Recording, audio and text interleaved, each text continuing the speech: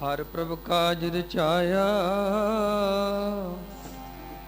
ਹਰ ਪ੍ਰਭ ਕਾਜ ਰਚਾਇਆ, ਹਰ ਪ੍ਰਭ ਕਾਜ ਰਚਾਇਆ, ਹਰ ਪ੍ਰਭ ਕਾਜ ਰਚਾਇਆ।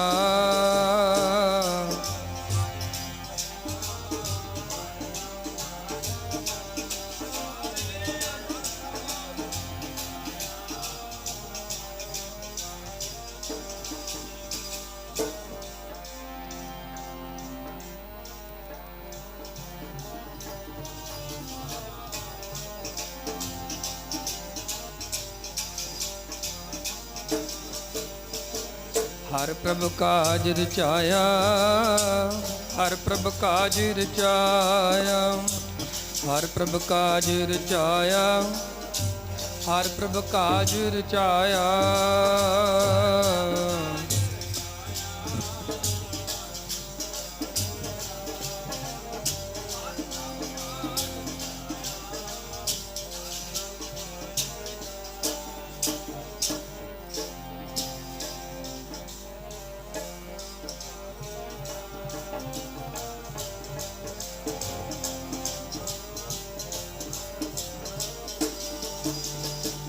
ਗੁਰਮੁਖ ਵਿਆਹਣ ਆਇਆ, ਗੁਰਮੁਖ ਵਿਆਹਣ ਆਇਆ,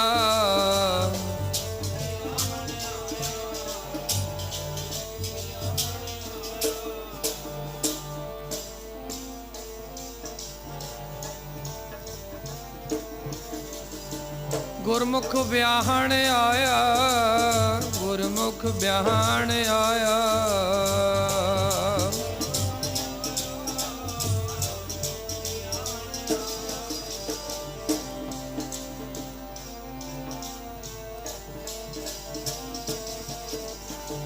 ਹਰ ਪ੍ਰਭ ਕਾਜ ਰਚਾਇਆ, ਹਰ ਪ੍ਰਭ ਕਾਜ ਰਚਾਇਆ, ਹਰ ਪ੍ਰਭ ਕਾਜ ਰਚਾਇਆ, ਹਰ ਪ੍ਰਭ ਕਾਜ ਰਚਾਇਆ।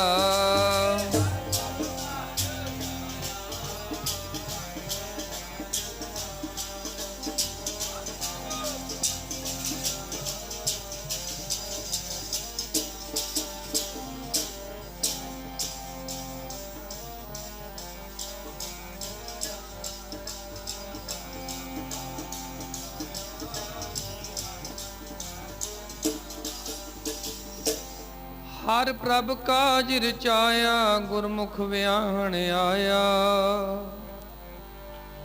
ਵਿਆਹਣ ਆਇਆ, ਗੁਰਮੁਖ ਹਰ ਪਾਇਆ। ਸਾਤਨ ਕੰਤ ਪਿਆਰੀ, ਸੰਤ ਜਨਾ ਮਿਲ ਮੰਗਲ ਗਾਏ। ਹਰ ਜੀਉ ਆਪ ਸਵਾਰੀ, ਸੁਰ ਨਰ ਗਣ ਗੰਧਰਵ ਮਿਲ ਆਏ। ਅਪੂਰਵ ਜੰਜ ਬਣਾਈ, ਨਾਨਕ ਪ੍ਰਭ ਪਾਇਆ ਮੈਂ ਸਾਚਾ।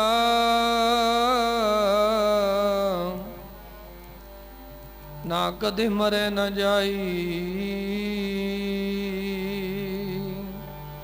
ਪ੍ਰਭ ਪਾਇਆ ਮੈਂ ਸਾਚਾ, ਪ੍ਰਭ ਪਾਇਆ ਮੈਂ ਸਾਚਾ, ਪ੍ਰਭ ਪਾਇਆ ਮੈਂ ਸਾਚਾ, ਪ੍ਰਭ ਪਾਇਆ ਮੈਂ ਸਾਚਾ।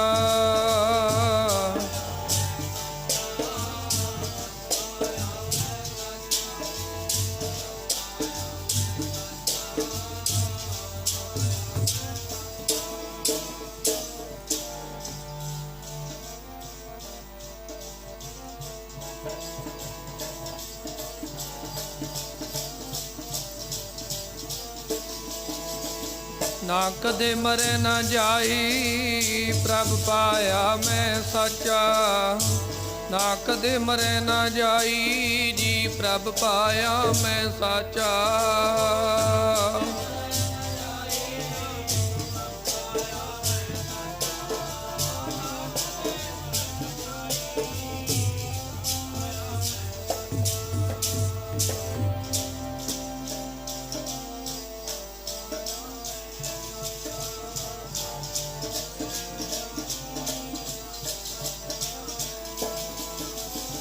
ਪ੍ਰਭ ਪਾਇਆ ਮੈਂ ਸਾਚਾ, ਪ੍ਰਭ ਪਾਇਆ ਮੈਂ ਸਾਚਾ ਨਾਨਕ, ਪ੍ਰਭ ਪਾਇਆ ਮੈਂ ਸਾਚਾ ਨਾਨਕ, ਪ੍ਰਭ ਪਾਇਆ ਮੈਂ ਸਾਚਾ।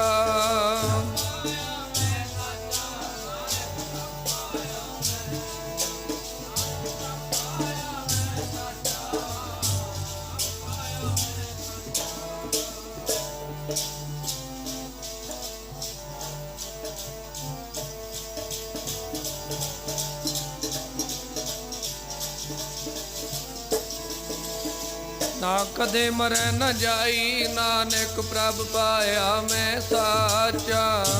ਨਾ ਕਦੇ ਮਰੈ ਨ ਜਾਈ ਨਾਨਕ, ਪ੍ਰਭ ਪਾਇਆ ਮੈਂ ਸਾਚਾ।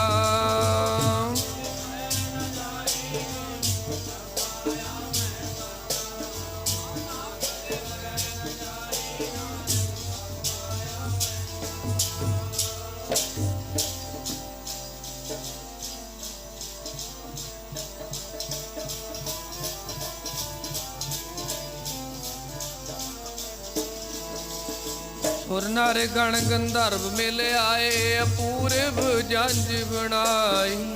ਨਾਨਕ ਪ੍ਰਭ ਪਾਇਆ ਮੈਂ ਸਾਚਾ, ਨਾ ਕਦੇ ਮਰੈ ਨ ਜਾਈ।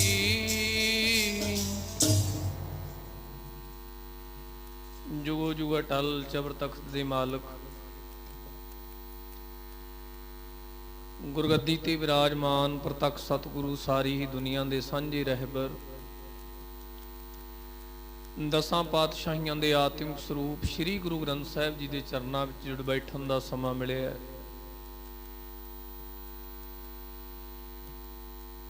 ਆਓ ਸਮੇਂ ਨੂੰ ਸਫਲ ਕਰੀਏ, ਪਿਆਰ ਦਾ ਸਬੂਤ ਦਿਓ, ਗੱਜ ਕੇ ਫਤਿਹ ਦਾ ਉਚਾਰਨ ਕਰੋ। ਆਖੋ ਜੀ ਵਾਹਿਗੁਰੂ ਜੀ ਕਾ ਖਾਲਸਾ, ਵਾਹਿਗੁਰੂ ਜੀ ਕੀ ਫਤਿਹ। ਸਤਿਗੁਰੂ ਮਹਾਰਾਜ ਨੇ ਬੜੀ ਹੀ ਬਖਸ਼ਿਸ਼ ਕੀਤੀ ਹੈ, ਕਿਰਪਾ ਕੀਤੀ ਹੈ, ਜੋ ਕਿ ਆਪਣੇ ਮੁਬਾਰਕ ਚਰਨਾਂ ਵਿੱਚ ਜੁੜ ਬੈਠਣ ਦਾ ਸਮਾਂ ਮਿਲਿਆ। ਵੱਡ ਭਾਗੀ ਹਰ ਸੰਗਤ ਪਾਵੈ, ਭਾਗਹੀਣ ਭ੍ਰਮ ਝੂਟਾਂ ਖਾਵੈ। ਵੱਡਿਆਂ ਭਾਗਾਂ ਵਾਲੇ ਨੇ ਜਿਹੜੇ ਗੁਰੂ ਗ੍ਰੰਥ ਸਾਹਿਬ ਜੀ ਦੇ ਚਰਨਾਂ 'ਚ ਬਹਿ ਕੇ ਬਾਣੀ ਕਥਾ ਕੀਰਤਨ ਸੁਣ ਰਹੇ ਨੇ। ਭਾਗ ਉਹਨਾਂ ਦੇ ਵੀ ਚੰਗੇ ਨੇ ਜਿਹੜੇ ਸਪੀਕਰਾਂ ਦੀ ਆਵਾਜ਼ ਸੁਣ ਕੇ ਲਾਹਾ ਲੈ ਰਹੇ ਨੇ, ਪਰ ਜਿਹੜੇ ਆਵਾਜ਼ ਸੁਣ ਕੇ ਵੀ ਲਾਹਾ ਨਹੀਂ ਲੈ ਰਹੇ, ਉਹਨਾਂ ਦੇ ਭਾਗ ਆਪਾਂ ਮਾੜੇ ਸਮਝਾਂਗੇ। ਫਰੀਦ ਸਾਹਿਬ ਜੀ ਨੇ ਇੱਕ ਸੋਹਣਾ ਬਚਨ ਲਿਖਿਆ ਹੈ, ਕਹਿੰਦੇ ਫਰੀਦਾ ਕੋ ਕਹਿੰਦਿਆਂ ਚਾ ਗੇਂਦਿਆਂ ਮੱਤੀ ਦੇਂਦਿਆਂ ਨਿਤ, ਜੋ ਸ਼ੈਤਾਨ ਵੰਝਾਇਆ ਸੇ ਕਿਤ ਫੇਰ ਹੈ ਚਿੱਤ। ਜਿਨ੍ਹਾਂ ਦੇ ਅੰਦਰ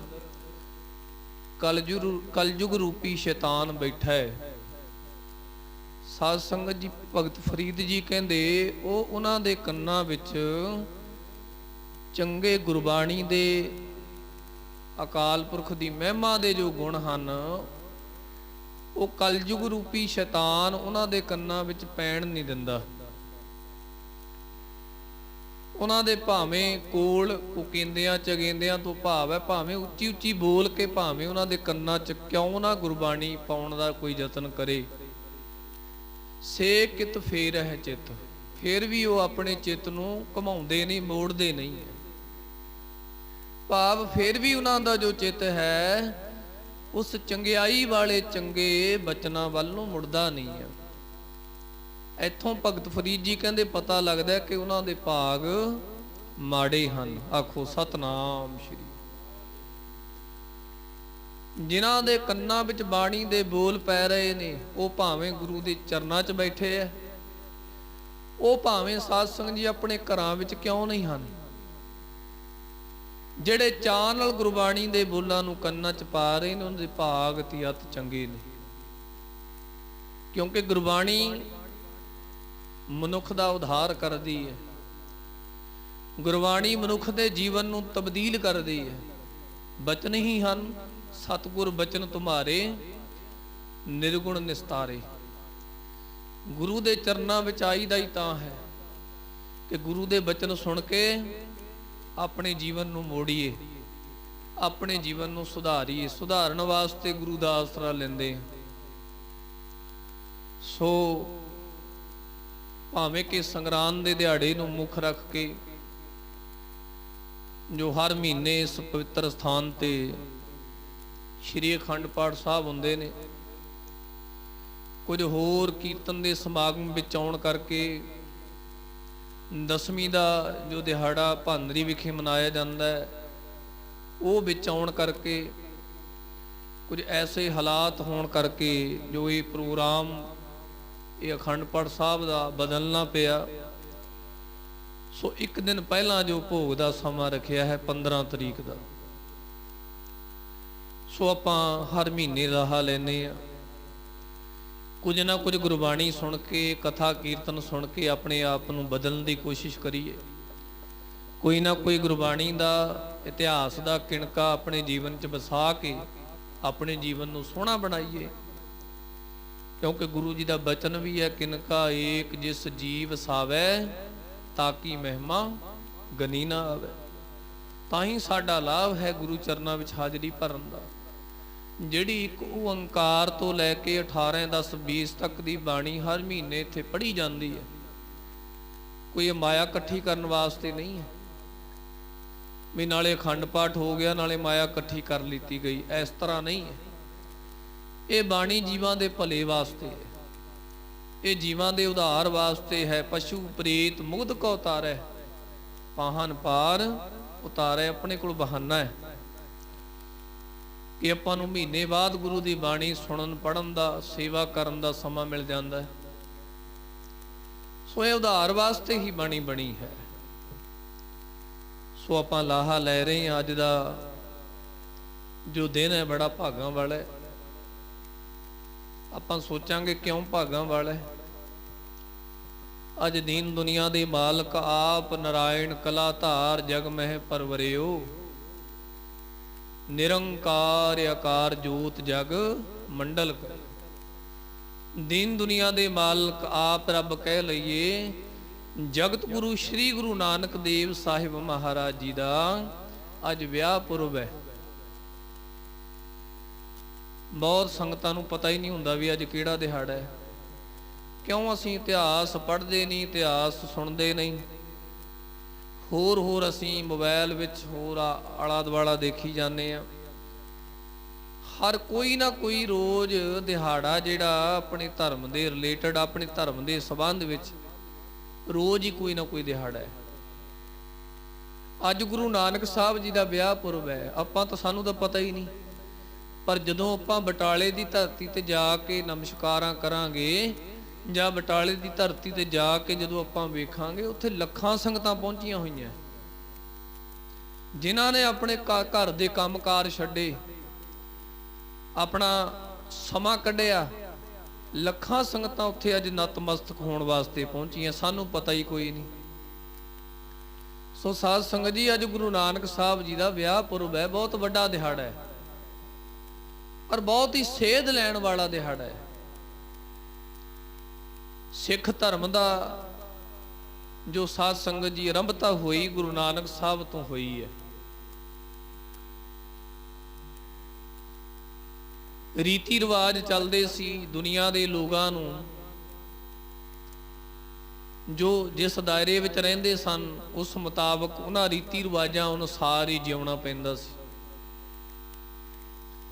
ਗੁਰੂ ਨਾਨਕ ਦੇਵ ਮਹਾਰਾਜ ਸੱਚੇ ਪਾਤਸ਼ਾਹ ਜੀ ਨੇ ਆਪ, ਰੱਬ ਨੇ ਮਨੁੱਖੀ ਜਨਮ ਜਾਮਾ ਧਾਰਨ ਕਰਕੇ ਰਾਏ ਭੋਏ ਦੀ ਤਲਵੰਡੀ ਵਿੱਚ ਪ੍ਰਕਾਸ਼ ਧਾਰਨ ਕੀਤਾ। 1469 ਦੀ ਗੱਲ ਹੈ, ਈਸਵੀ ਸਨ ਦੇ ਮੁਤਾਬਕ। 1469 ਈਸਵੀ ਨੂੰ ਗੁਰੂ ਨਾਨਕ ਸਾਹਿਬ ਜੀ ਦਾ ਪ੍ਰਕਾਸ਼ ਰਾਏ ਭੋਏ ਦੀ ਤਲਵੰਡੀ 'ਚ ਹੁੰਦਾ ਹੈ। ਵੱਡੇ ਹੁੰਦੇ ਨੇ, ਤਰ੍ਹਾਂ ਤਰ੍ਹਾਂ ਦੇ ਕੌਤਕ ਗੁਰੂ ਨਾਨਕ ਸਾਹਿਬ ਜੀ ਨੇ ਆਪਣੇ ਜੀਵਨ ਕਾਲ ਵਿੱਚ ਕੀਤੇ ਹੈ। ਜਦੋਂ ਮਹਿਤਾ ਕਾਲੂ ਪਿਤਾ ਜੀ ਨੇ ਵੇਖਿਆ ਵੀ ਇਹ ਤਾਂ ਕਿਸੇ ਕੰਮ ਦਾ ਹੀ ਨਹੀਂ ਹੈ, ਜਿੱਧਰ ਨੂੰ ਵੀ ਲਾਓ ਉਧਰੋਂ ਉਲਟ ਚੱਲਦਾ ਹੈ, ਫਿਰ ਭੈਣ ਨਾਨਕੀ ਕੋਲ ਭੇਜ ਦਿੱਤਾ। ਸੁਲਤਾਨਪੁਰ ਲੋਧੀ ਕਪੂਰਥਲੇ ਜ਼ਿਲ੍ਹੇ ਦੇ ਵਿੱਚ ਹੈ।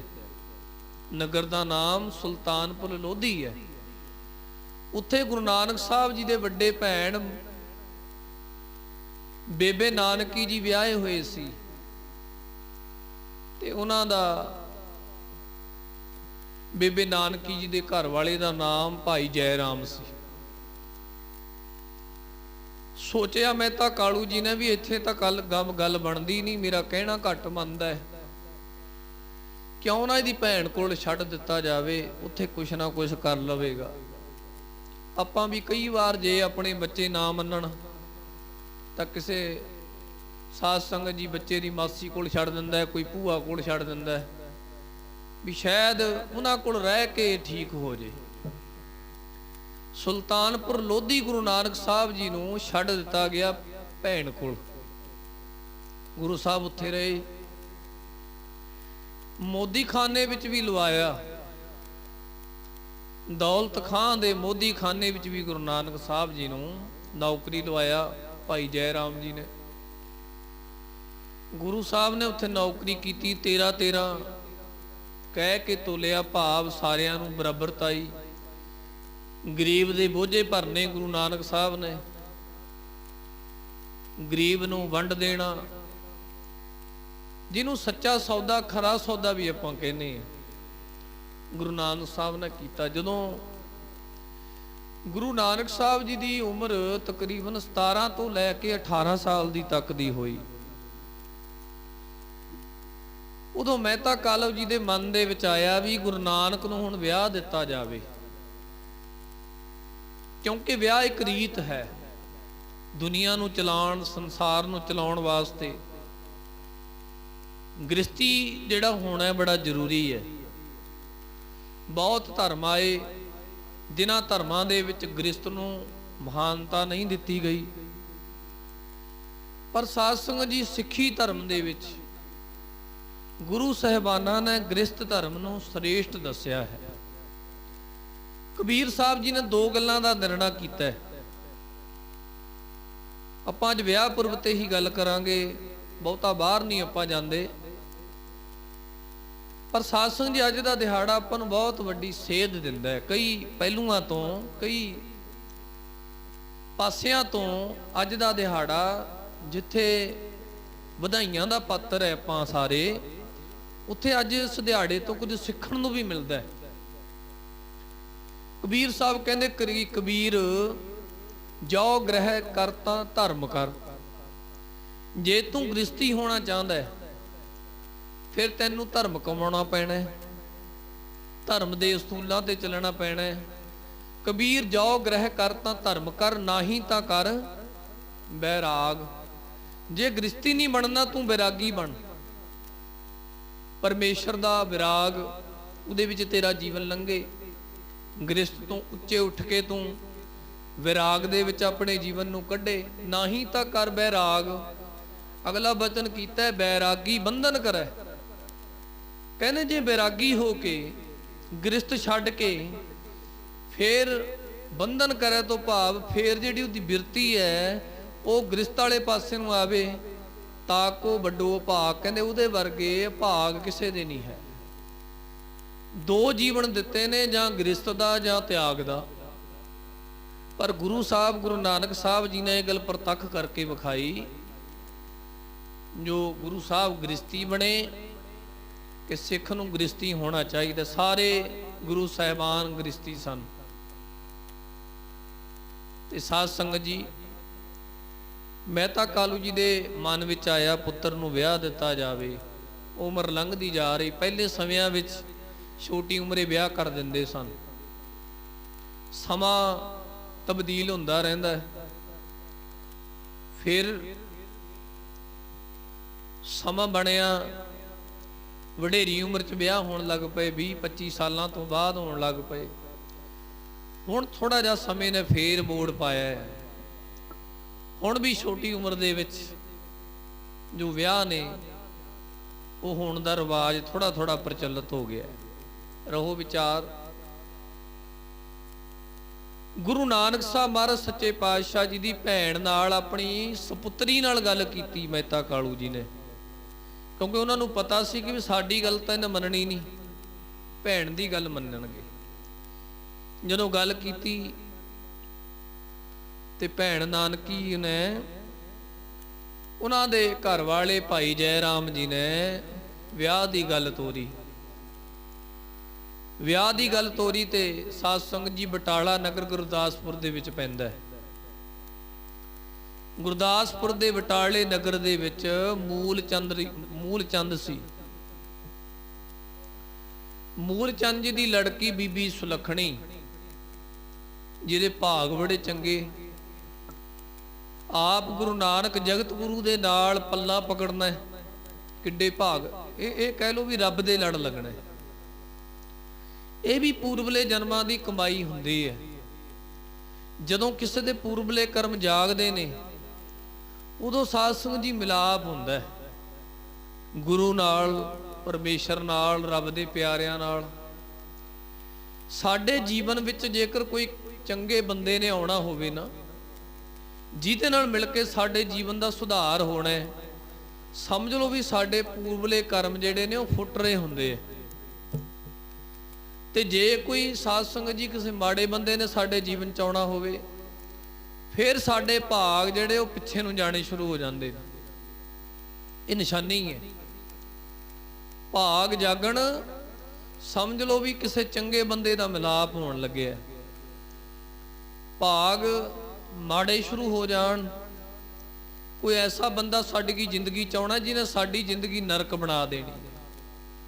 ਕੋਈ ਨਾ ਕੋਈ ਟੱਕਰ ਜਾਂਦਾ ਹੈ। ਅੱਜ ਮਾਤਾ ਸੁਲੱਖਣੀ ਦੇ ਭਾਗ ਜਾਗਣ ਲੱਗੇ ਨੇ। ਰੱਬ ਦਾ ਮਿਲਾਪ, ਸਾਰੀ ਜ਼ਿੰਦਗੀ ਰਹਿੰਦੀ ਦੁਨੀਆ ਤੱਕ ਮਿਲਾਪ ਹੋਣ ਲੱਗਿਆ।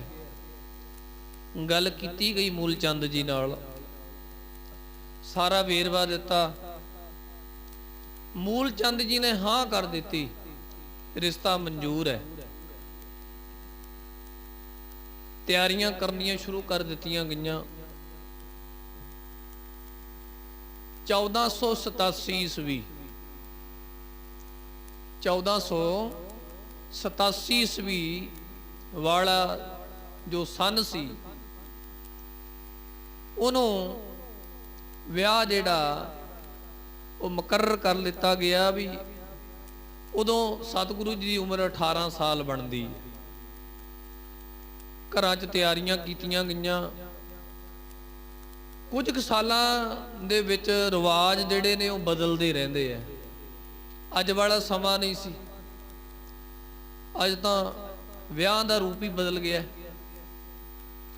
ਵਿਆਹ ਦੇ ਰੂਪ ਦੇ ਵਿੱਚ ਅੱਜ ਦੇ ਸਾਡੇ ਖਾਸ ਕਰਕੇ ਜੋ ਸਿੱਖਾਂ ਦੇ ਵਿਆਹ ਹਨ, ਉਹ ਰੀਤੀ ਰਿਵਾਜ ਇੰਨੇ ਉਲਟ ਹੋ ਗਏ ਨੇ, ਜਿਹੜੇ ਗੁਰਮਤਿ ਦੇ ਅਨੁਸਾਰ ਤਾਂ ਢੁਕਦੇ ਹੀ ਨਹੀਂ ਹਨ। ਉਹ ਆਪਾਂ ਸਾਰਿਆਂ ਨੂੰ ਪਤਾ ਹੈ ਵੀ ਕਿਸ ਤਰ੍ਹਾਂ ਦੇ ਬਣ ਗਏ। ਗੁਰੂ ਨਾਨਕ ਸਾਹਿਬ ਜੀ ਦੀ ਬਰਾਤ ਤੁਰੀ।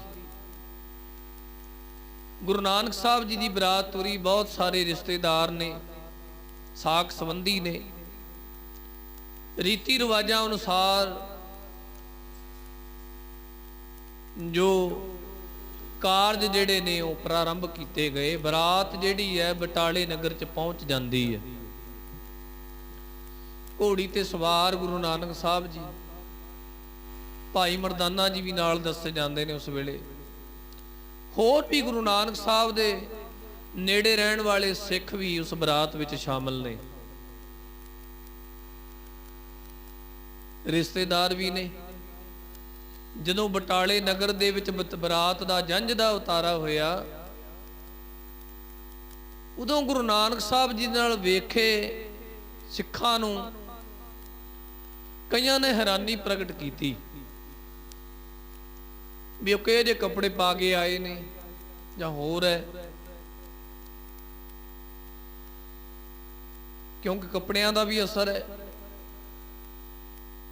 ਤੇ ਉਸ ਵੇਲੇ ਜਦੋਂ ਉਤਾਰਾ ਹੋਇਆ, ਕੋਈ ਜਲ ਪਾਣੀ ਛਕਾਇਆ ਗਿਆ। ਹੁਣ ਗੁਰੂ ਨਾਨਕ ਸਾਹਿਬ ਸੱਚੇ ਪਾਤਸ਼ਾਹ ਜੀ ਦਾ ਆਪਾਂ ਇਹ ਕਹਿ ਲਈ ਵੀ ਆਨੰਦ ਕਾਰਜ ਹੋਣਾ ਹੈ। ਲਾਵਾਂ ਹੋਣੀਆਂ ਕਹਿ ਲਓ, ਫੇਰੇ ਹੋਣੇ ਕਹਿ ਲਓ। ਹੁਣ ਉਸ ਵੇਲੇ ਦਾ ਜੋ ਰਿਵਾਜ ਸੀ ਉਹ ਕੀ ਸੀ?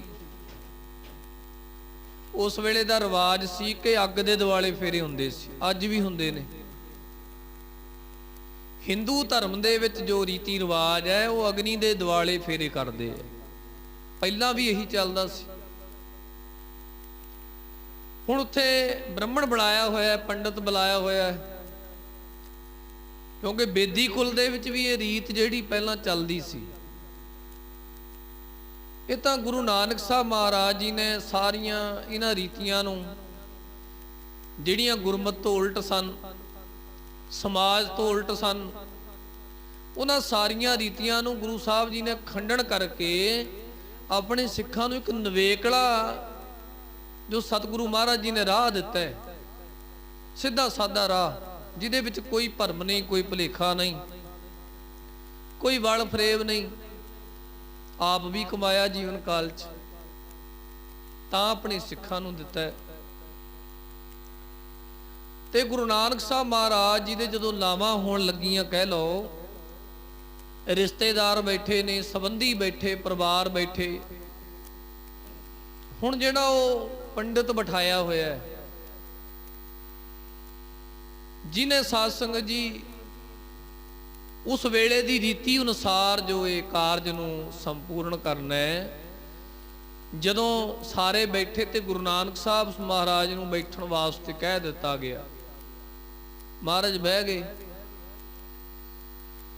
ਹੁਣ ਉੱਥੇ ਵਿੱਚ ਬੰਦੇ ਐਸੇ ਵੀ ਸੀ ਜਿਨ੍ਹਾਂ ਨੂੰ ਪਤਾ ਸੀ ਕਿ ਗੁਰੂ ਨਾਨਕ ਸਾਹਿਬ ਜੀ ਨੇ ਜਨੇਊ ਨਹੀਂ ਪਾਇਆ ਹੋਇਆ। ਜਨੇਊ ਦੀ ਰੀਤੀ ਜਿਹੜੀ ਉਸ ਵੇਲੇ ਪ੍ਰਚਲਿਤ ਸੀ, ਜਦੋਂ ਪਹਿਲਾਂ ਵੀ ਗੁਰੂ ਨਾਨਕ ਸਾਹਿਬ ਜੀ ਨੂੰ ਜਨੇਊ ਪਾਉਣ ਵਾਸਤੇ ਕਿਹਾ ਗਿਆ, ਉਸ ਵੇਲੇ ਪਾਉਣ ਵਾਲੇ ਪੰਡਤ ਨੂੰ, ਬ੍ਰਾਹਮਣ ਨੂੰ ਗੁਰੂ ਨਾਨਕ ਸਾਹਿਬ ਜੀ ਨੇ ਜਨੇਊ ਦਾ ਉਪਦੇਸ਼ ਵੀ ਦਿੱਤਾ ਸੀ। ਆਸਾ ਦੀ ਵਾਰ 'ਚ ਆਪਾਂ ਸਰਵਣ ਕਰਦੇ ਹਾਂ, ਇਹੋ ਜਨੇਊ ਜੀ ਕਾਹੀ ਤਾਂ ਭਾਂਡੇ ਘੱਤ, ਨਾ ਉਹ ਟੁੱਟੈ ਨਾ ਮਲ ਲੱਗੈ, ਨਾ ਉਹ ਜਲੇ ਨਾ ਜਾਏ, ਧਨ ਸੋ ਮਾਨਸ ਨਾਨਕਾ ਜੋ ਗਲ ਚੱਲੇ ਪਾਏ। ਹੁਣ ਕਈਆਂ ਨੂੰ ਪਤਾ ਸੀ ਵੀ ਗੁਰੂ ਨਾਨਕ ਸਾਹਿਬ ਜੀ ਨੇ ਜਨੇਊ ਨਹੀਂ ਪਾਇਆ। ਰੀਤ ਇਹ ਸੀ ਕਿ ਜਨੇਊ ਜ਼ਰੂਰੀ ਹੈ। ਰੌਲਾ ਪੈ ਗਿਆ ਵੀ ਅਖੇ ਲਾੜੇ ਨੇ ਤਾਂ ਜਨੇਊ ਨਹੀਂ ਪਾਇਆ। ਇਹ ਉਸ ਵੇਲੇ ਦੀ ਰੀਤੀ ਤੋਂ ਉਲਟ ਹੈ। ਜਨੇਊ ਤੋਂ ਬਗੈਰ ਜਿਹੜਾ ਵਿਆਹ ਸੰਪੂਰਨ ਨਹੀਂ ਹੋ ਸਕਦਾ। ਮੌਕੇ ਦੀ ਉਸ ਵੇਲੇ ਦੀ ਰੀਤੀ ਹੈ। ਹੁਣ ਗੁਰੂ ਨਾਨਕ ਸਾਹਿਬ ਜੀ ਨੂੰ ਜਨੇਊ ਵਾਸਤੇ ਕਿਹਾ ਗਿਆ। ਧੰਨ ਗੁਰੂ ਨਾਨਕ ਸਾਹਿਬ ਮਹਾਰਾਜ ਸੱਚੇ ਪਾਤਸ਼ਾਹ ਕਹਿੰਦੇ ਵੀ ਜਨੇਊ ਅਸੀਂ ਨਹੀਂ ਪਾਉਣਾ। ਪਹਿਲਾਂ ਵੀ ਕੋਸ਼ਿਸ਼ ਕੀਤੀ ਗਈ ਸਾਨੂੰ ਪਾਉਣ ਦੀ, ਅਸੀਂ ਨਹੀਂ ਪਾਇਆ। ਹਾਂ, ਜਿਹੜਾ ਜਨੇਊ ਜ਼ਰੂਰੀ ਹੈ ਉਹ ਅਸੀਂ ਪਾਇਆ ਹੋਇਆ। ਜਿਹੜਾ ਜਨੇਊ ਜ਼ਰੂਰੀ ਹੈ ਉਹ ਅਸੀਂ ਪਾਇਆ ਹੋਇਆ। ਬੜਾ ਰੌਲਾ ਪੈ ਗਿਆ। ਫਿਰ ਕਹਿੰਦੇ ਤੁਹਾਨੂੰ ਅਗਨੀ ਦੇ ਦੁਆਲੇ ਫੇਰੇ ਕਰਨੇ ਪੈਣੇ ਆ। ਦੋ ਗੱਲਾਂ ਮੰਨੋ ਤਾਂ ਅਸੀਂ ਕੁੜੀ ਦਾ ਵਿਆਹ ਕਰਾਂਗੇ। ਰਿਸ਼ਤੇਦਾਰ ਉਹਨਾਂ ਦੇ ਭਾਈ ਮੂਲ ਚੰਦ ਜੀ ਦੇ ਰਿਸ਼ਤੇਦਾਰ ਮੁੱਕਰ ਗਏ। ਇੱਥੇ ਕੁੜੀ ਵਾਲੇ ਮੁੱਕਰ ਰਹੇ ਨੇ। ਹੁਣ ਥੋੜਾ ਜਿਹਾ ਉਲਟ ਹੋਇਆ ਪਿਆ। ਹੁਣ ਮੁੰਡੇ ਵਾਲੇ ਮੁੱਕਰ ਜਾਂਦੇ ਵੀ ਗੱਡੀ ਨਹੀਂ ਦਿੱਤੀ ਤੁਸੀਂ, ਤਾਂ ਨਾ ਦੇ ਦਿੰਦੇ ਮੌਕੇ ਤੇ। ਕਈ ਵਾਰ ਇੰਨੀਆਂ ਮੁੰਦਰੀਆਂ ਪਾਣੀਆਂ ਸੀ, ਤੁਸੀਂ ਘੱਟ ਪਾਈਆਂ, ਤਾਂ ਮੌਕੇ ਤੇ ਕਈ ਬਰਾਤਾਂ ਮੋੜ ਕੇ ਲੈ ਗਏ। ਮੂਰਖ ਬਿਰਤੀ ਵਾਲੇ ਲੋਕ ਅੱਜ ਵੀ ਇਸ ਤਰ੍ਹਾਂ ਕਰਦੇ। ਸਾਧ ਸੰਗਤ ਜੀ, ਉੱਥੇ ਲੜਕੀ ਵਾਲਿਆਂ ਵੱਲੋਂ ਜਨੇਊ ਪਾਓ, ਅੱਗ ਦੇ ਦੁਆਲੇ ਫੇਰੇ ਹੋਣਗੇ, ਤਾਂ ਜਾ ਕੇ ਅਸੀਂ ਆਪਣੀ ਕੁੜੀ ਤੋਰਾਂਗੇ, ਲੜਕੀ ਤੋਰਾਂਗੇ। ਬੀਬੀ ਸੁਲੱਖਣੀ। ਰੌਲਾ ਪੈ ਗਿਆ। ਹੁਣ ਗੁਰੂ ਸਾਹਿਬ ਜੀ ਕਹਿੰਦੇ ਵੀ ਅਸੀਂ ਦੋਨਾਂ ਗੱਲਾਂ ਤੋਂ ਮੁਨਕਰ ਹਾਂ। ਨਾ ਤਾਂ ਅਸੀਂ ਜਨੇਊ ਪਾਉਣਾ ਤੇ ਨਾ ਅਸੀਂ ਅੱਗ ਦੇ ਦੁਆਲੇ ਫੇਰੇ ਕਰਨੇ। ਕਿਉਂ? ਕਿਉਂਕਿ ਗੁਰੂ ਨਾਨਕ ਸਾਹਿਬ ਜੀ ਅਕਾਲ ਦੇ ਪੁਜਾਰੀ ਸਨ। ਅਕਾਲ ਹੀ ਸਨ ਉਹ ਤਾਂ। ਸ਼ਬਦ ਗੁਰੂ ਸਿੱਧਾਂ ਨਾਲ ਵੀ ਜਦੋਂ ਗੋਸ਼ਟ ਹੋਈ, ਉਸ ਵੇਲੇ ਵੀ ਗੁਰੂ ਨਾਨਕ ਸਾਹਿਬ ਜੀ ਨੇ ਕਿਹਾ, ਜਦੋਂ ਪੁੱਛਿਆ ਗਿਆ ਸਿੱਧਾਂ ਵੱਲੋਂ ਵੀ ਤੁਹਾਡਾ ਗੁਰੂ ਕੌਣ ਹੈ, ਤੇ ਸਤਿਗੁਰੂ ਮਹਾਰਾਜ ਸੱਚੇ ਪਾਤਸ਼ਾਹ ਜੀ ਨੇ ਉਸ ਵੇਲੇ ਵੀ ਬਚਨ ਕੀਤਾ ਸੀ ਕਿ ਮੇਰਾ ਭਾਈ ਗੁਰੂ ਸ਼ਬਦ ਹੈ। ਸ਼ਬਦ ਗੁਰੂ ਸੁਰਤ ਧੁਨ ਚੇਲਾ। ਅਸੀਂ ਸ਼ਬਦ ਦੇ ਪੁਜਾਰੀ ਹਾਂ, ਨਾਮ ਦੇ ਪੁਜਾਰੀ ਹਾਂ। ਸਤਿਗੁਰੂ ਜੀ ਨੇ ਨਾਮ ਦੇ ਦਿੱਤੀ। ਫਿਰ ਵਿੱਚ ਉਹਨਾਂ ਦੇ ਕੁਝ ਸਿਆਣੇ ਬੰਦੇ ਕਹਿ ਲਓ, ਚਤੁਰ ਬੰਦੇ ਕਹਿ ਲਓ, ਉਹ ਕਹਿੰਦੇ ਵੀ ਨਾ ਇਹ ਗੱਲਾਂ ਤਾਂ ਮੰਨਣੀਆਂ ਨਹੀਂ। ਇਹ ਗੱਲਾਂ ਨਾ ਮੰਨਣ ਤੋਂ ਫਿਰ ਅਸੀਂ ਆਪਣੀ ਲੜਕੀ ਕਿਵੇਂ ਦੇ ਦਈਏ, ਕਿਉਂਕਿ ਰੀਤੀ ਰਿਵਾਜ ਤੋਂ ਉਲਟ ਚੱਲ ਰਿਹਾ, ਕੱਲ੍ਹ ਨੂੰ ਪਤਾ ਨਹੀਂ ਕੀ ਕਰ ਦੇਵੇ। ਹੁਣ ਕੀਤਾ ਕੀ ਜਾਵੇ, ਇਹਨਾਂ ਨੂੰ ਜਵਾਬ ਕਿਵੇਂ ਦਈਏ, ਮੋੜੀਏ ਕਿਵੇਂ ਵੀ ਇਹ ਵਾਪਸੀ ਚਲੀ ਜਾਣ। ਸਾਡੀ ਗੱਲ ਤਾਂ ਮੰਨ ਨਹੀਂ ਰਹੇ, ਇਹਨਾਂ ਨੂੰ ਵਾਪਸ ਕਿਵੇਂ ਭੇਜਿਆ ਜਾਵੇ ਵੀ ਇਹ ਮੁੜ ਜਾਣ, ਬਸ ਚਲੇ ਜਾਣ, ਖਹਿੜਾ ਛੁੱਟ ਜਾਊਗਾ, ਹੋਰ ਬਥੇਰੇ ਲੜਕੇ ਮਿਲ ਜਾਣਗੇ। ਹੁਣ ਰੀਤੀ ਰਿਵਾਜ ਥੋੜਾ ਆਪਾਂ ਦੂਰ ਕਰਨੇ।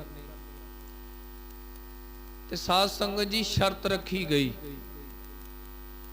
ਸ਼ਰਤ ਰੱਖੀ ਗਈ ਕਿ ਇੱਕ ਕੰਧ ਸੀ ਸਾਧ ਸੰਗਤ ਜੀ, ਇੱਕ ਕੰਧ ਸੀ ਜਿਹੜੀ ਮਿੱਟੀ ਦੀ ਬਣੀ ਹੋਈ ਸੀ, ਇੱਟਾਂ ਲੱਗੀਆਂ ਸੀ ਪਰ ਮਿੱਟੀ ਨਾਲ ਚਿਣੀ ਹੋਈ ਸੀ। ਮੀਂਹ ਪੈਣ ਨਾਲ ਉਸ ਕੰਧ ਦੇ ਸਾਧ ਸੰਗਤ ਜੀ ਵਿੱਚੋਂ, ਇੱਟਾਂ ਦੇ ਵਿੱਚੋਂ ਜੋ ਗਾਰਾ ਸੀ ਉਹ ਨਿਕਲ ਚੁੱਕਿਆ ਸੀ। ਭਾਵ ਉਹ ਕੰਧ ਅੱਜ ਡਿੱਗ ਜੇ ਭਾਵੇਂ ਕੱਲ ਨੂੰ ਡਿੱਗ ਜੇ, ਉਹਦਾ ਪਤਾ ਨਹੀਂ ਸੀ। ਉਹਨਾਂ ਵੱਲੋਂ ਸ਼ਰਤ ਰੱਖੀ ਗਈ, ਕਹਿੰਦੇ ਪਹਿਲਾਂ ਲਾੜੇ ਨੂੰ ਇਸ ਕੰਧ ਤੇ ਨਾਲ ਬਹਿਣਾ ਪਵੇਗਾ ਇੱਥੇ। ਹੁਣ ਵੇਖ ਕੇ ਕੰਧ ਇਉਂ ਲੱਗਦਾ ਸੀ ਵੀ ਇਹ ਕੰਧ ਹੁਣ ਡਿੱਗੀ।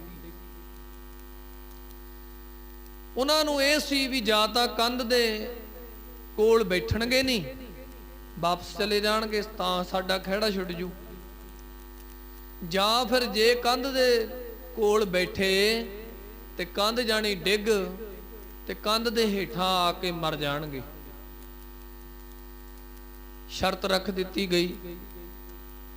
ਹੁਣ ਕਿਹਾ ਗਿਆ ਭਾਈ ਜੇ ਲੜਕੀ ਦਾ ਵਿਆਹ ਚਾਹੁੰਦੇ ਹੋ ਤਾਂ ਸਾਡੀ ਸ਼ਰਤ ਮੰਨ ਲਓ, ਕੰਧ ਦੇ ਕੋਲ ਲਾੜੇ ਨੂੰ ਬਿਠਾਓ। ਗੁਰੂ ਅਰਜਨ ਦੇਵ ਮਹਾਰਾਜ ਨਾਲ ਵੀ ਐਸਾ ਹੀ ਹੋਇਆ ਸੀ। ਉਹਨਾਂ ਨੇ ਵੱਡਾ ਸਾਰਾ ਸਾਧ ਸੰਗਤ ਜੀ ਦਰਖਤ ਵੱਢਿਆ, ਵੱਡਾ ਸਾਰਾ ਦਰਖਤ ਵੱਢ ਕੇ ਤੇ ਉਤੋਂ ਘੜ ਕੇ ਜੜਾਂ ਵਿੱਚ ਹੀ ਸੀ ਉਹਦੇ,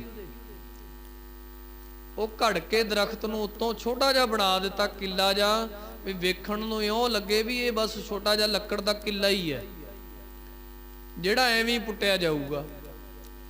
ਪਰ ਉਹ ਜਿਹੜਾ ਸਾਧ ਸੰਗਤ ਜੀ ਕਿੱਲਾ ਸੀ, ਅਸਲ ਵਿੱਚ ਹੇਠਾਂ ਸਾਰੀਆਂ ਸਮੇਤ ਜੜ ਸੀ, ਉੱਤੋਂ ਵੱਢਤਾ। ਗੁਰੂ ਅਰਜਨ ਦੇਵ ਮਹਾਰਾਜ ਸੱਚੇ ਪਾਤਸ਼ਾਹ ਨੂੰ ਜਦੋਂ ਮੌਤ ਸਾਹਿਬ ਵਿਆਹਣ ਗਏ ਨਾ,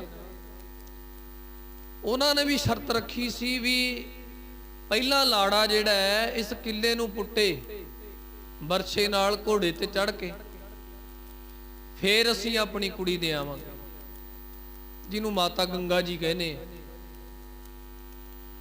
ਗੁਰੂ ਅਰਜਨ ਦੇਵ ਮਹਾਰਾਜ ਜੀ ਨੂੰ ਜਦੋਂ ਕਿਹਾ ਗਿਆ, ਸਤਿਗੁਰੂ ਜਾਣੀ ਜਾਣ ਸਨ। ਮਹਾਰਾਜ ਸੱਚੇ ਪਾਤਸ਼ਾਹ ਕਹਿੰਦੇ ਕਿਉਂ ਆਪਣੇ ਪਿੰਡ ਦੀਆਂ ਜੜਾਂ ਪਟਾਉਂਦੇ ਹੋ, ਰਹਿਣ ਦਿਓ। ਉਹ ਨਾ ਮੰਨੇ। ਫਿਰ ਗੁਰੂ ਅਰਜਨ ਦੇਵ ਮਹਾਰਾਜ ਘੋੜੇ ਤੇ ਚੜੇ, ਹੱਥ ਵਿੱਚ ਬਰਛਾ ਫੜਿਆ ਸੀ, ਘੋੜਾ ਭਜਾ ਕੇ ਲਿਆਂਦਾ ਗੁਰੂ ਸਾਹਿਬ ਨੇ। ਜਦੋਂ ਦੌੜਿਆ ਹੋਇਆ ਘੋੜਾ ਆਇਆ ਤੇ ਮਹਾਰਾਜ ਨੇ ਉਹ ਬਰਛਾ, ਉਹ ਜਿਹੜਾ ਉੱਤੋਂ ਕੀਲਾ ਜਿਹਾ ਬਣਾਇਆ ਹੋਇਆ ਸੀ, ਹੇਠਾਂ ਤਾਂ ਉਹ ਜੜਾਂ ਸੀ ਦਰਖਤ ਦੀ, ਜਦੋਂ ਮਹਾਰਾਜ ਨੇ ਮਾਰਿਆ ਤੇ ਮਾਰਨ ਦੀ ਦੇਰ ਸੀ, ਸਮੇਤ ਜੜਾਂ ਦੇ ਉਹ ਸਾਰਾ ਜਿਹੜਾ ਦਰਖਤ ਤੋਂ ਦਾ ਵੱਢਿਆ ਹੋਇਆ ਸੀ, ਹੇਠਾਂ ਜੜਾਂ ਸਮੇਤ ਉਹ ਧਰਤੀ ਤੋਂ ਬਾਹਰ ਨਿਕਲ ਆਇਆ। ਬੜੇ ਹੈਰਾਨ ਹੋਏ, ਵਿਆਹ ਤਾਂ ਕਰ ਦਿੱਤਾ। ਫਿਰ ਮਾਤਾ ਗੰਗਾ ਜੀ ਨੇ ਗੁਰੂ ਅਰਜਨ ਦੇਵ ਮਹਾਰਾਜ ਜੀ ਨੂੰ ਬੇਨਤੀ ਕੀਤੀ ਸੀ, ਮਹਾਰਾਜ ਵੀ ਇਹ ਲੋਕ ਤਾਂ ਮੂਰਖ ਨੇ ਨਗਰ ਵਾਲੇ, ਵੀ ਆਪ ਜੀ ਆਪਣਾ ਬਚਨ ਵਾਪਸ ਲੈ ਲਓ, ਵੀ ਜੜਾਂ ਤੁਸੀਂ ਕਿਹਾ ਸੀ ਨਾ ਵੀ ਕਿਉਂ ਜੜਾਂ ਪਟਾਉਣ ਲੱਗੇ ਹੋ ਪਿੰਡ ਦੀਆਂ। ਵੀ ਮਾਤਾ ਗੰਗਾ ਜੀ ਨੂੰ ਪਤਾ ਸੀ ਵੀ ਹੁਣ ਤਾਂ ਇਹ ਕੰਮ ਖਰਾਬ ਹੀ ਹੋ ਜਾਣਾ ਇਹਨਾਂ ਦਾ। ਧੰਨ ਗੁਰੂ ਅਰਜਨ ਦੇਵ ਮਹਾਰਾਜ ਸੱਚੇ ਪਾਤਸ਼ਾਹ ਜੀ ਨੇ ਫਿਰ ਵਚਨ ਕੀਤਾ ਸੀ ਵੀ ਬਚਨ ਤਾਂ ਨਹੀਂ ਮੁੜਦਾ, ਹਾਂ ਇਹ ਪਿੰਡ ਦੇ ਲੋਕ ਉੱਜੜ ਜਾਣਗੇ, ਦੁਆਰੇ ਪਿੰਡ ਵਸੂਗਾ। ਅੱਜ ਵੀ ਤੁਸੀਂ ਮੌ ਸਾਹਿਬ ਜਾ ਕੇ ਨਾ ਜਦੋਂ ਪੁੱਛੋਗੇ, ਉਹ ਮੌ ਸਾਹਿਬ ਪਿੰਡ ਦੇ ਜਿੰਨੇ ਲੋਕ ਸੀ ਉਹ ਸਾਰੇ ਪਹਿਲਾਂ ਉੱਜੜ ਗਏ ਪਿੰਡ ਦੇ ਲੋਕ। ਹੌਲੀ ਹੌਲੀ ਕਰਕੇ ਸਾਰਾ ਨਗਰ ਖਾਲੀ ਹੋ ਗਿਆ।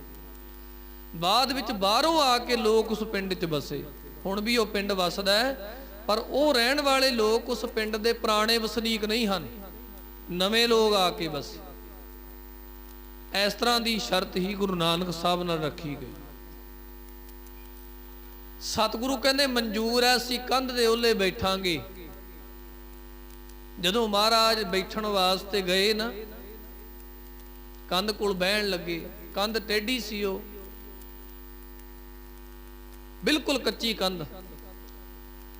ਤੇ ਇੱਕ ਬਿਰਧ ਮਾਈ ਆ ਕੇ ਗੁਰੂ ਨਾਨਕ ਸਾਹਿਬ ਜੀ ਨੂੰ ਬੇਨਤੀ ਕਰਦੀ ਹੈ, ਕਹਿੰਦੀ ਜੀ ਇਹ ਕੰਧ ਹੈ ਕੱਚੀ, ਆਪ ਜੀ ਇਸ ਕੰਧ ਦੇ ਕੋਲ ਬੈਠਣ ਲੱਗੇ ਹੋ, ਇਹ ਇੰਨੀ ਕੱਚੀ ਹੈ ਵੀ ਪਤਾ ਨਹੀਂ ਕਦੋਂ ਡਿੱਗ ਜੇ, ਤੁਸੀਂ ਇਸ ਕੰਧ ਦੇ ਓਹਲੇ ਨਾ ਬੈਠੋ। ਧੰਨ ਗੁਰੂ ਨਾਨਕ ਸਾਹਿਬ ਜੀ ਉਸ ਮਾਈ ਨੂੰ ਕਹਿਣ ਲੱਗੇ, ਮਾਤਾ ਇਹ ਕੰਧ ਤਾਂ ਜੁਗਾਂ ਜੁਗਾਂ ਤੱਕ ਨਹੀਂ ਡਿੱਗਦੀ, ਆਖੋ ਸਤਨਾਮ ਸ਼੍ਰੀ। ਇਹ ਕੰਧ ਨਹੀਂ ਡਿੱਗਦੀ, ਇਹ ਕੰਧ ਤਾਂ ਨਿਸ਼ਾਨੀ ਰਹੂਗੀ, ਇਹ ਕੰਧ ਜੁਗ ਬੀਤ ਜਾਣਗੇ।